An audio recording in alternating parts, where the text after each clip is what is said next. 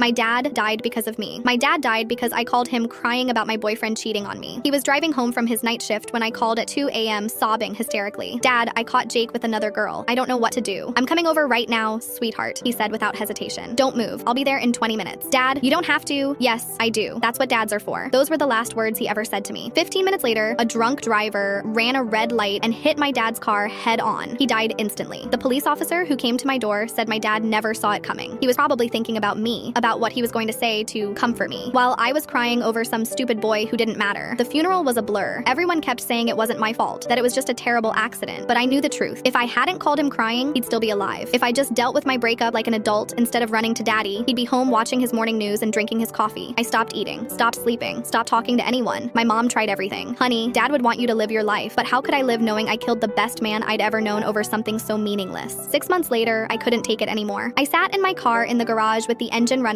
holding the bottle of pills I'd been saving. This was it. I was going to join him and tell him how sorry I was. That's when I found the notebook. It had fallen from the sun visor when I pulled it down. Dad's handwriting on the cover, for Sarah. Inside, page after page of advice he'd been writing for years. The last entry was dated the day before he died. Sarah called upset about Jake tonight. Didn't get to talk to her properly because I was at work. Need to sit down with her this weekend and explain that any boy who cheats doesn't deserve her tears. She's worth so much more than she knows. But it was the first page that saved my life. My job as Sarah's dad isn't to prevent her from getting hurt. It's to be there when she does, every single time, no matter what. Being Sarah's dad is the greatest honor of my life. I'm leaving this world and will meet him soon. Subscribe if you love your dad.